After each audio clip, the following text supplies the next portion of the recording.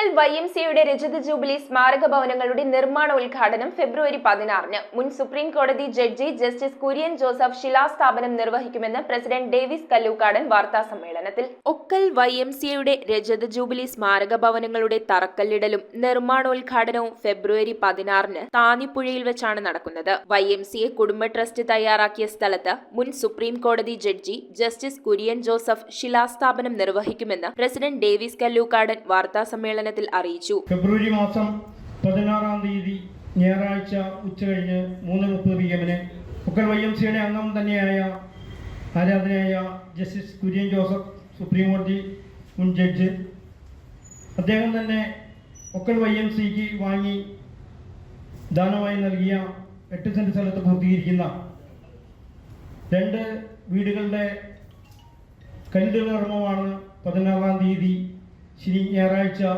ഒക്കൽ വെച്ച് നടക്കുന്നത്.